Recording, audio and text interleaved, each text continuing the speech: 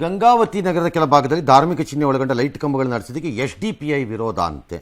ಅದಕ್ಕೆ ತಾಲೂಕು ಆಡಳಿತ ಅದೆಲ್ಲ ತೆಗೆದು ಬಿಡಿ, ಏನೋ ಕೇಸ್ ಹಾಕ್ಬಿಡೋಣ ಅಂತೇನೋ ಅಂದ್ರಂತೆ. ಎಲ್ಲ ತಿರುಗಿ ಬಿದ್ದರು ಒಂದೇ ಸರಿಗೆ. ನಮ್ಮೆಲ್ಲರ ಆರಾಧ್ಯ ದೈವ ಹನುಮನ ಜನ್ಮಸ್ಥಳದಲ್ಲಿ ತ್ರಿಶೂಲ ತಿಲುಕದ ಆಕಾರ ವಿದ್ಯುತ್ ದೀಪ ಅಲಂಕರಿಸಿದ್ರೆ ಯಾರ ಧಾರ್ಮಿಕ ಭಾವನೆಗೆ ಯಾಕೆ ಧಕ್ಕೆ ಬರಬೇಕು? ಅದರಿಂದ ಯಾಕೆ ಕಮ್ಯುನಲ್ ರೈಟ್ಸ್ ಆಗಬೇಕು? ಅದನ್ನೇ ನೋಡ್ಕೊಂಡು ಕಮ್ಯುನಲ್ ರೈಟ್ಸ್ ಮಾಡಿದ್ರೆ ಇನ್ಯಾವ್ಯಾವುದಕ್ಕಾಗಬೇಕು ಈ ದೇಶದಲ್ಲಿ ಹಂಗಾದ್ರೆ ಅಂತ ಎಲ್ಲ ತಿರುಗಿ ಬಿದ್ದರು. ಇದ್ಯಾವ ಲಾಜಿಕ್ ಇದು? ಊರಿಗೆಲ್ಲ ಕೇಳಿಸೋ ಥರ ಮೈಕ್ ಹಾಕ್ಕೊಂಡು ಕೂಗಿ ಇನ್ನೊಬ್ಬರನ್ನ ಎಬ್ಬಿಸ್ಬೇಕು ಅನ್ನೋದಾದರೆ ಅದು ಧಾರ್ಮಿಕ ಭಾವನೆಗೆ ತೊಂದರೆ ಅಲ್ವಾ ಅದು ಅಂತೆಲ್ಲ ತಿರುಗಿ ಬಿದ್ದರು. ಎಲ್ಲ ಒಂದೇ ಸಮ. ತಹಸೀಲ್ದಾರಿಗೆ ವಾಪಸ್ ತಗೊಂಡಿದ್ದಾರಂತೆ ಆದೇಶ. ಬಾಯಿ ಮುಚ್ಕೊಂಡು ಇರೋದು ಕಲ್ತ್ಕೊಳ್ಳಿ. ಸುಮ್ಮನೆ ಇಲ್ಲಿದ್ದಕ್ಕೆಲ್ಲ ಕೈ ಹಾಕ್ಬಿಟ್ಟು ಗಾಯ ಮಾಡ್ಕೋಬೇಡಿ ಸುಮ್ಮನೆ. ಅದು ಯಾರೋ ಒಬ್ರು ಕಾಂಗ್ರೆಸ್ಸಿನ ಲೀಡರ್ ಒಬ್ರು ಡೆಲ್ಲಿಯಿಂದ ಇದು ಧಾರ್ಮಿಕ ಚಿಹ್ನೆಗಳನ್ನು ಸರ್ಕಾರಗಳು ಬಳಸಬಾರ್ದು ಅಂತಿದ್ದು. ಸರಿಪ್ಪ, ಮಹಾನ್ ಇಂಟೆಲಿಜೆಂಟ್ ಮ್ಯಾನು. ಧಾರ್ಮಿಕ ದತ್ತಿ ಇಲಾಖೆನ ಕತ್ತೆಕಾಯಿ ಕಿತ್ಕೊಂಡಿದ್ದೀರಾ ನಿಮ್ಮ ಕೈಯಲ್ಲಿ ಅಂತ ಕೇಳ್ತೀನಿ. ಆಗ ನಾನು ದೇವಸ್ಥಾನಗಳು ನಿಮ್ಮ ನಿಯಂತ್ರಣದಲ್ಲಿ ಇರಬೇಕಂತೆ, ಸಿಂಬಲ್ಗಳು ಇರಬಾರ್ದಂತೆ. ಅಯ್ಯೋ ಪ್ರಭೂತಿ, ಇಲ್ಲಿ ಬಾಪ ಕರ್ನಾಟಕಕ್ಕೆ ತೋರಿಸ್ತೀವಿ ಅದನ್ನ, ಅದರಲ್ಲಿ ಬರೋ ಕಾಸು ಬೇಕಂತೆ. ಆ ಕಾಸು ಬರ್ತಿರೋದಕ್ಕೆ ಕಾರಣ ಆಗಿರೋ ದೇವ್ರ ಸಿಂಬಲ್ ಬೇಡವಂತೆ. ಯಾವನು ನಿಮ್ಮನ್ನು ಸ್ಕೂಲಿಗೆ ಕಳಿಸ್ದವನು, ಕಾಲೇಜಿಗೆ ಕಳಿಸ್ದವನು? ಕಾಮನ್ ಸೆನ್ಸ್ ಇಲ್ಲ. ಎಸ್, ಮತ್ತೆ ಕಾಮನ್ ಸೆನ್ಸ್ ಬಂದ್ಬಿಡ್ತಲ್ಲ. ಎಸ್, ಕೇಂದ್ರ ಸರ್ಕಾರದ ವಿರುದ್ಧ ಅನುದಾನ ಸಂಘರ್ಷವನ್ನು ಸಿಎಂ ಮುಂದುವರೆಸಿದ್ದಾರೆ. 15ನೇ ಹಣಕಾಸು ಆಯೋಗದ ಅವಧಿಯಲ್ಲಿ ಕರ್ನಾಟಕಕ್ಕೆ ಒಟ್ಟು 79,770 ಕೋಟಿ ನಷ್ಟವಾಗಿದೆ ಅಂತ 16ನೇ ಹಣಕಾಸು ಆಯೋಗದ ಸಭೆಯಲ್ಲಿ ಹೇಳಿದ್ದಾರೆ. ರಾಜ್ಯಕ್ಕೆ ಬರಬೇಕಾಗಿದೆ ಕೇಂದ್ರದಿಂದ ಅಂತ ಕೇಳಿದ್ದಾರೆ. ತೀರ್ಮಾನ ಏನ್ ಮಾಡ್ತಾರೋ 15ನೇ ಆಯೋಗ, ಈಗ 16ನೇ ಆಯೋಗ ಏನ್ ಮಾಡುತ್ತೋ ಏನೋ, ಇದನ್ನ ಸರಿ ಮಾಡ್ಕೊಳ್ಳದೆ ಇದ್ರೆ ಮತ್ತೆ ಅನುಭವಿಸ್ತೀವಿ. ಎಷ್ಟೋ ವರ್ಷ ಅವಾಗ ಬೊಮ್ಮಾಯಿ ಟೈಮಲ್ಲಿ ಅನುಭವಿಸಿದ್ದಾಯ್ತು.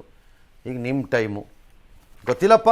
ಏನಾರು ತಂತ್ರ ಮಾಡಿ, ಅದೇನು ತಂತ್ರ ಮಾಡ್ತಿರೋ ಗೊತ್ತಿಲ್ಲ. ವಿಪಕ್ಷ ನಾಯಕ ರಾಹುಲ್ ಗಾಂಧಿ ವಿಚಾರದಲ್ಲಿ ಸ್ಮೃತಿ ಇರಾನಿ ಮತ್ತು ಕಂಗನಾ ರಣಾವತ್ ಇಬ್ಬರು ಬೇರೆ ಬೇರೆ ಥರ ಹೇಳಿಕೆ. ಸ್ಮೃತಿ ಇರಾನಿ ಸ್ವಲ್ಪ ಬದಲಾವಣೆ ಆದಂಗೆ ಇದೆಯಪ್ಪ. ಪಾರ್ಟಿ ಈ ವ್ಯಕ್ತಿ ಯುವ ಸಮೂಹಕ್ಕೆ ಹೊಸ ಸಂದೇಶ ಕಟ್ಕೊಂಡು ಓಡಾಡ್ತಿದ್ದಾರೆ. ಭಿನ್ನವಾಗಿದೆ ರಾಜಕೀಯ ಈಗಿದು ಅಂತ ಅವರಂದರೆ. ಕಂಗನಾ ರಣಾವತ್ ದೂರದೃಷ್ಟಿ ಇಲ್ಲದ ನಾಯಕ, ರಾಹುಲ್ ಅಂದ್ರೆ ಅವ್ಯವಸ್ಥೆ ಅಂತೆಲ್ಲ ಆಕೆ ಅಂದಿದ್ದಾರೆ. 28 ವರ್ಷದ ನಂತರ ಮಾಜಿ ಪ್ರಧಾನಿ HD ದೇವೇಗೌಡರು ಇಂದು ಜಮ್ಮು ಕಾಶ್ಮೀರಕ್ಕೆ ಭೇಟಿ ಕೊಟ್ಟರು. ಶ್ರೀನಗರದಿಂದ ಬಾರಾಮುಲ್ಲಾಗೆ ರೈಲಿನಲ್ಲಿ ಪ್ರಯಾಣಿಸಿದ ದೇವೇಗೌಡರು ಪ್ರಧಾನಿಯಾಗಿದ್ದಾಗ ರೈಲು ಮಾರ್ಗಕ್ಕೆ ಮಂಜೂರಾತಿ ನೀಡಿದ್ದನ್ನು ಸ್ಮರಿಸಿದರು. ಬಳಿಕ ಊರಿಗೆ ತೆರಳಿ ರಾಷ್ಟ್ರೀಯ ಜಲವಿದ್ಯುತ್ ಉತ್ಪಾದಕ ಘಟಕವನ್ನು ಪರಿಶೀಲಿಸಿದರು. ಅಂದಿನ ಕಾಶ್ಮೀರಕ್ಕೂ ಇಂದಿನ ಕಾಶ್ಮೀರಕ್ಕೂ ಬಹಳ ವ್ಯತ್ಯಾಸ ಇದೆ ಅಂತ ಹೇಳಿದ್ರು. ನಾನು ಪ್ರಧಾನಿಯಾಗಿದ್ದಾಗ ಈ ಘಟಕವನ್ನು ದೇಶಕ್ಕೆ ಸಮರ್ಪಣೆ ಮಾಡಿದ್ದೆ. ಆ ಭೇಟಿ ನನ್ನ ಪಾಲಿಗೆ ರೋಚಕ ಅನುಭವ ಅಂತ ಹೇಳಿಕೊಂಡ್ರು. ಮತ್ತೆ ಈ ವಿದ್ಯುತ್ ಘಟಕಕ್ಕೆ ಭೇಟಿ ನೀಡಿದ್ದು ಸಂತಸ ತಂದಿದೆ ಅಂತ ಹೇಳಿದ್ರು. ನಾಳೆ ದಾಲ್ ಸರೋವರ ಶಂಕರಾಚಾರ್ಯರ ದೇಗುಲಕ್ಕೆ ಭೇಟಿ ಕೊಡ್ತಾರೆ. ಕೇಂದ್ರದಲ್ಲಿ ತಮ್ಮದೇ ಸರ್ಕಾರ ಇದೆ ಎಂಬ ಕಾರಣಕ್ಕೆ ಬಿಜೆಪಿ ಬಂಗಾಳದಲ್ಲಿ ಪ್ರಜಾತಂತ್ರ ವ್ಯವಸ್ಥೆಗೆ ಬೆದರಿಕೆ ಹಾಕ್ತಾ ಇದೆ, ಅರಾಜಕತೆ ಸೃಷ್ಟಿಸ್ತಾ ಇದೆ ಅನ್ನುವಂತಹ ಸಂಚನ್ನ ರೂಪಿಸ್ತಾ ಇದೆ ಅಂತ ಸಿಎಂ ಮಮತಾ ಬ್ಯಾನರ್ಜಿ ಹೇಳಿದ್ರು. ಜೊತೆಗೆ ತಮ್ಮ ಹೇಳಿಕೆಗಳನ್ನ ತಿರುಚಲಾಗ್ತಾ ಇದೆ ಅಂತ ಆಪಾದಿಸಿದ್ರು. ಈ ಮಧ್ಯೆ ಬಂಗಾಳ ರೀತಿಯಲ್ಲೇ ಇತರೆ ರಾಜ್ಯಗಳು ಧಗಧಗಿಸುತ್ತೆ ಎಂಬ ಹೇಳಿಕೆ ಸಂಬಂಧ ಈಗ ಅವರ ವಿರುದ್ಧ ದೂರು ಸಹ ದಾಖಲಾಗಿದೆ. ಬಿಜೆಪಿ ನಾಯಕರು ಆಕ್ರೋಶವನ್ನು ಹೊರಹಾಕಿದ್ದಾರೆ. ಕೇಂದ್ರದಲ್ಲಿ ಅವರದ್ದಿದೆ ಸರ್ಕಾರ ಅಂತ ಅವ್ರು ಮಾಡ್ತಿರ್ಬೋದು, ಬಂಗಾಳದಲ್ಲಿ ನಿಮ್ಮ ಸರ್ಕಾರ ನಡೀತಿದೆ ಅಂತ TMC ಗೂನ್ಗಳು, ಕೆಲವು ರೌಡಿಗಳು ಮಾಡ್ತಿರೋ ಅನಾಹುತಗಳು ನಿಮ್ಮ ಕಣ್ಣಿಗೆ ಬೀಳಲ್ವಾ ಮಮತಾ ಬ್ಯಾನರ್ಜಿಗೆ? ಒಂದು ಕಾಲದಲ್ಲಿ ಕಮ್ಯುನಿಸ್ಟ್ ಗೂಂಡಾಗಳು ನನ್ನ ಮೇಲೆ ದಾಳಿ ಮಾಡ್ತಾರೆ ಅಂತ ಹಣೆಗೆ ಪಟ್ಟಿ ಕಟ್ಟಿಕೊಂಡು ಗಾಯವನ್ನೇ ತೋರಿಸಿಕೊಂಡು ಪ್ರತಿಭಟನೆ ಮಾಡೋ ಹರ್ತಾಳ್ ಆಂದೋಲನ್ ಅನ್ಕೊಂಡು ನ್ಯಾನೋ ಫ್ಯಾಕ್ಟ್ರಿ ಗಲಾಟೆನಲ್ಲಿ ನಾವು ನೋಡಿಲ್ವಾ? ಆಗ ಚೆನ್ನಾಗಿತ್ತ ಎಲ್ಲ? ಆವಾಗ ಕಮ್ಯುನಿಸ್ಟು ಕಾರ್ಯಕರ್ತರೆಲ್ಲ ಗೂಂಡಾಗಳು, ಈಗ ನಿಮ್ಮ ಕಾರ್ಯಕರ್ತರು ಅಲ್ಲ, BJP ಕಾರ್ಯಕರ್ತರು ಈಗ. ಯಾವ ಲಾಜಿಕ್ಕು ಈ ಮೇಡಮ್ದು? ಸಹಜವಾಗಿ ಜನ ಬಿದ್ದಾಗ ಅದನ್ನು ಅರ್ಥ ಮಾಡ್ಕೊಳ್ಳೋದೇ ಇದ್ದರೆ ಮುದುರ್ಕೊಂಡು ಬೀಳದೆ. ಮಹಾರಾಷ್ಟ್ರದಲ್ಲಿ ಭಾರೀ ಮಳೆ ಕಾರಣ ಬೆಳಗಾವಿ ಬಾಗಲಕೋಟೆ ನದಿಗಳೆಲ್ಲ ಅಪಾಯದಲ್ಲಿ ಹರಿತಾ ಇವೆ. ಮುಧೋಳದ ಮಿರ್ಜಿ, ಅಕ್ಕಿಮರಡಿ, ಮಹಲಿಂಗಪುರ ಗ್ರಾಮ ಸೇತುವೆಗಳೆಲ್ಲ ಮುಳುಗೋಗಿದೆ. ನಾರಾಯಣಪುರದಿಂದ 1.25 ಲಕ್ಷ ಕ್ಯೂಸೆಕ್ ಬಿಟ್ಟಿದ್ದಾರೆ ನದಿ, ಕೃಷ್ಣಾ ನದಿಗೆ. ರಾಯಚೂರು ಭಾಗದಲ್ಲೂ ಪ್ರವಾಹ ಈಗ ಎಲ್ಲ ಕಡೆ ಆಗಿದೆ. ತಾತ್ಕಾಲಿಕ ಗೇಟ್ ಅಳವಡಿಕೆ ಆಗಿರೋದ್ರಿಂದ ತುಂಗಭದ್ರಾ ಜಲಾಶಯ ಹೆಚ್ಚು ಕಡಿಮೆ ಮತ್ತೆ ತುಂಬಿಕೊಳ್ಳೋ ಹಂತಕ್ಕೆ ಹೊರಟೋಗ್ತಾ ಇದೆ. ಈಗ ಒಂದು 90 TMC ಇದೆ, ಇನ್ನೊಂದು ವಾರದಲ್ಲಿ ತುಂಬುತ್ತೆ ಗ್ಯಾರಂಟಿ ಇದು ಅಂತ ಹೇಳ್ತಿದ್ದಾರೆ. ಒಳ್ಳೆಯದಾಯಿತು. ಈ ಮಧ್ಯದಲ್ಲಿ ಮಧ್ಯಾಹ್ನ ಇವತ್ತು ಬೆಂಗಳೂರಲ್ಲಿ ಒಂದು ಮಳೆ ಆಗಿದೆ, ಚೆನ್ನಾಗಿ ಹೊಡೀತು ಮಧ್ಯಾಹ್ನ ಎಲ್ಲ ಅಲ್ಲ, ಸಿಕ್ಕಾಪಟ್ಟೆ ಬಂತು, ಎಲ್ಲೆಲ್ಲೋ ಬಂದ್ಬಿಡ್ತು. ನಮ್ಮಲ್ಲಿ ಯಾವುದೋ ಒಂದು ವಿಜುವಲ್ಸ್ ನೋಡ್ತಾ ಇದ್ದೆ, ಅದು ಯಾವುದೋ ಪಣತ್ತೂರು ಬ್ರಿಡ್ಜ್ ಅಂತ ಅಂಡರ್ ಪಾಸ್ ಯಾವುದೋ ಅಲ್ಲೋಗ್ತಾ ಇದೆ, ಬರ್ತಾ ಇದೆ ನೋಡ್ರಿ, ಅಲ್ಲೇ ಬಂತು ಅದು, ಅದೇನೆ ಅದು. ಏನಪ್ಪ, ಆಹಾ ಸ್ವಿಮ್ಮಿಂಗ್ ಪೂಲ್ ಸಾಕತ್ತಾಗಿದೆ ಅಲ್ಲ. ಸ್ವಿಮ್ಮಿಂಗ್ ಪೂಲ್ ಇಷ್ಟು ಲೆವೆಲಲ್ಲೇ ಇದೆಯಪ್ಪ ಅಲ್ವಾ. ನೀರು ಮಾತ್ರ ಗಲೀಜು. ಎರಡು ಅಡಿ ನೀರು ಇದ್ದಂಗೆ ಇದೆ ಅಲ್ಲಿ ಹೆಚ್ಚು ಕಡಿಮೆ ನೋಡಿದ್ರೆ ಏನೋ ಅದಿದೆ. ಅಂಡರ್ ಪಾಸ್ ಎಲ್ಲ ಒದಾಡ್ಬಿಟ್ಟಿದ್ದಾರೆ. ಬಟ್ ಇದು ಈ ದೃಶ್ಯ ಯಾರಿಗಾರು ಮುಜುಗರ ಆಗತ್ತಾ? ಆಗಲ್ಲ ಸರ್, ಯಾರಿಗೂ ಮುಜುಗರ ಆಗಲ್ಲ ಇದು. ಬೇರೆ ವಿಷಯಗಳಲ್ಲಿ ಮಾತ್ರ ಇದಾಗಲ್ಲ, ಇದು ಮುಜುಗರ ಆಗಲ್ಲ.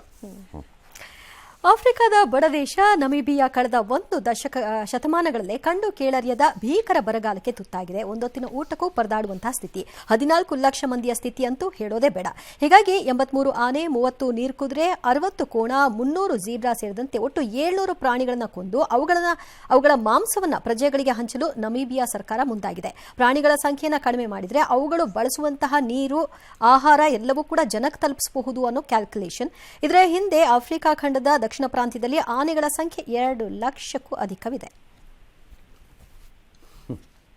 ಯಾವ ಹಂತಕ್ಕೆ ಹೋಗತ್ತೆ ಈ ಮನುಷ್ಯ ನೋಡಿ. ಪ್ರಾಣಿಗಳನ್ನ ಕೊಂದಾದ್ರೂ ನಾವು ಚೆನ್ನಾಗಿರ್ಬೇಕು ಅಲ್ಲ. ಪರಿಸ್ಥಿತಿ ಕೊಂದೇ ಅವನ ಮೇಲಕ್ಕೆ ಬಂದಿದ್ದು ಮನುಷ್ಯ. ಇದ್ರ ಇನ್ನೂ ತೆವಳ್ಕೊಂಡು ಓಡಾಡ್ಕೊಂಡು ಇರುವ. ಹ್ಯೂಮನ್ ಬ್ರೈನ್ ಡೆವಲಪ್ ಆಗಿದ್ದಿದ್ದೇ ಮಾಂಸಾಹಾರ ಸೇವನೆಯನ್ನ ಮನುಷ್ಯ ಕಲ್ತ ಅಲ್ಲಿ. ಅದು ಒಂದು ಕಾರಣ ಅಲ್ಲಿ. ಮೊದಲನೇದು ಆಯುಧವನ್ನು ಅವನು ಮಾಡಿಕೊಂಡಿದ್ದು, ಬೆಂಕಿಯನ್ನು ಸೃಷ್ಟಿ ಮಾಡುವಂಥದ್ದನ್ನು ಕಲ್ತಿದ್ದು, ನಂತರ ಇದು ಹಾಗಾಗಿದ್ದು. ಆದರೆ ಈಗ ಸರ್ಕಾರನೇ ಇದನ್ನು ಮಾಡಿದ್ರೆ ಇನ್ನು ಜನ ಬಿಡ್ತಾರಾ? ಕಂಡು ಕಡೆ ಅವರೇ ಹೊಡ್ಕೊಂಡು ಹೋಗ್ಬಿಡ್ತಾರೆ. ಆಮೇಲೆ ಅವರೇ ಹೊಡಿತಾರೆ. ಅನುಭವಿಸ್ಬೇಕು. ಇದೆಲ್ಲ ಆರಂಭ. ಇವತ್ತು ಯಾವ್ದು ನಮೀಬಿಯಾಗಿದೆಯೋ ಅದು ನಾಳೆ ಯಾವ ದೇಶಕ್ಕೆ ಬೇಕಾದರೂ ಆಗ್ಬೋದು. ಉತ್ತರ ಪ್ರದೇಶದ ಬಹ್ರೀಜ್ ಜಿಲ್ಲೆಯ ಹಲವು ಹಳ್ಳಿಗಳಲ್ಲಿ ನರಹಂತಕ ತೋಳಗಳಕ್ಕೆ ಬಿದ್ದುಬಿಟ್ಟಿದ್ದಾರೆ ಜನ. 45 ದಿನದಲ್ಲಿ 9 ಮಂದಿ ಬಲಿಯಂತೆ. ಇದರಲ್ಲಿ 8 ಮಕ್ಕಳು ಗಮನಾರ್ಹ. ಇನ್ನೊಂದ್ಸರಿ ಹೇಳಿರ್ತೀನಿ, 8 ಮಕ್ಕಳು ಗಮನಾರ್ಹ. ಹಲವು ಮಕ್ಕಳು ಗಾಯಗೊಂಡಿವೆ. ಅದಕ್ಕೆ ಈಗ ಯೋಗಿ ಸರ್ಕಾರ ಆಪರೇಷನ್ ನಡೆಸಿ ಎಲ್ಲ ತೋಳಗಳನ್ನೆಲ್ಲ ಹಿಡಿದಾಕ್ರಿ ಎತ್ತಲ ಕಡೆಗೆ ಅಂತ ಬಿಟ್ಟೇ ಇಲ್ಲ, ಮಾಡ್ತಾ ಇದ್ದಾರೆ. ತೋಳಗಳು ಸುಳಿದಿರೋ ಕಡೆ ಅರಣ್ಯ ಸಿಬ್ಬಂದಿ ಆಣೆ ಸೆಗಣಿ ಮೂತ್ರ ಎಲ್ಲ ಮಾಡ್ತಿದ್ದಾರೆ, ಸಿಂಪಡಿಸ್ತಿದ್ದಾರಂತೆ. ರಾತ್ರಿ ಹೊತ್ತು ಪಾಳಿ ಪ್ರಕಾರ ಜನ ಕಾಯ್ತಿದ್ದಾರೆ. ಈಗಾಗಲೇ ಒಂದು 4 ತೋಳ ಹಿಡಿದು ಬಿಟ್ಟಿದ್ದಾರೆ. ಡ್ರೋನ್ಗಳ ಪತ್ತೆಗೆ ಡ್ರೋನು, ಕ್ಯಾಮ್ರಾ, ಥರ್ಮಲ್ ಡ್ರೋನ್ ಎಲ್ಲ ಬಳಸ್ಕೊತಾ ಇದ್ದಾರೆ. ಒಟ್ಟಲ್ಲಿ ಹಿಡಿತಾ ಇದ್ದಾರೆ. ಆದರೆ ಯೋಗಿ ಸರ್ಕಾರಕ್ಕೆ ಇದು ಗೊತ್ತಿರಲ್ಲ, ಅಥವಾ ಅಲ್ಲಿರೋರು ಯಾರಾದರೂ ಇದನ್ನು ನೆನಪಿಸ್ಲಿಕ್ಕಿಲ್ಲ ಅಂತ ಅನ್ಕೊಂಡಿದ್ದೀನಿ. 25 ವರ್ಷದ ಹಿಂದೆ ಇದೇ ಕಥೆಯನ್ನು ಕರ್ನಾಟಕ ನೋಡಿದೆ. 30 somewhere around 80s, mid 80s ಅಂತ ಇಟ್ಕೊಳ್ಳೋಣ. ಆಗ ಇವರು SP ಆಗಿದ್ದರು ಕೋಲಾರದಲ್ಲಿ. ಮುನಿಕೃಷ್ಣ ಅವರು SP ಆಗಿದ್ದರು. ಅವರು ಪಾವಗಡದಲ್ಲಿ ಸೇಮ್ ಡಿಟ್ಟೋ ಸ್ಟೋರಿ. ತೋಳಗಳು ಮಕ್ಕಳು ಸ್ಟೋರಿ. ಇದೇ ಥರ ಮಕ್ಕಳನ್ನ ತಿಂತಾಯಿವೆ ಅಂತ ಆಗ್ಬಿಡ್ತು. ಅಯ್ಯೋ ನಡೀತು ಅದಕ್ಕೆ ಆ ಕಾಲದಲ್ಲಿ ತೋಳ ಸೇಮ್ ಕೇಸ್ ಇದೆ ಇದು. So you need to check. ತೋಳಗಳೇನಾ ಬೇರೆ ಏನಾರು ನಂಬರ್ 1 ಎರಡೂ ನೋಡಬೇಕು. ಯಾಕಂದರೆ ಏಕ್ದಮ್ಮಲ್ಲ. ಯಾಕಂದರೆ ಅವತ್ತು ಇದೇ ಪ್ರಶ್ನೆ, ತೋಳುಗಳಿಗೆ ಮಕ್ಕಳನ್ನೇ ಐಡೆಂಟಿಫೈ ಮಾಡಿ ಕರ್ಕೊಂಡೋಗತ್ವಿ ಅಂತೆಲ್ಲ ಕೇಳಿದ್ರು ಅವತ್ತಿನ ದಿನ. ಅವತ್ತೂ ಹಾಗಾಗಿ ನನಗೆ ನಮ್ಮ ಕರ್ನಾಟಕದ ಕತೆ ಜ್ಞಾಪಕ ಬರ್ತಾ ಇದೆ. ಕರ್ನಾಟಕ ಇದನ್ನು ದೀರ್ಘಕಾಲದ ಹಿಂದೆನೇ ಅನುಭವಿಸ್ಬಿಟ್ಟಿದೆ ಈ ಸ್ಟೋರಿನ. ಯಾರಾದರೂ ನೀವು ಇವಾಗೆಲ್ಲ ಏನೋ ಚುಚ್ಕೊಂಡ್ರೆ ಬರುತ್ತಲ್ಲ ನಿಮಗೆ, ನಾವು ಹೇಳಿದ ತಕ್ಷಣ ನೀವು ಚೆಕ್ ಮಾಡಬೇಕಲ್ಲ. ಆಮೇಲೆ ಸುಮ್ಮನೆ ಬಿಡ್ಬಿಟ್ಟಾನೋ ಏನೋ ಯಾವುದೋ ಒಂದು ಹಿಂಗೆ ತೋಳ ಅಂದು ಇಲ್ಲೊಂದು ಯಾವುದೋ ಹೇಳ್ಬಿಟ್ಟ ಅವನು ಅಂತ ಅನ್ಕೋಬೇಡಿ. ಚುಚ್ಕೊಂಡು ನೋಡ್ಕೊಳ್ಳಿ. ಪಾವಗಡ ಕೋಲಾರ ಸೇಮ್ ತೋಳದ ಕತೆ.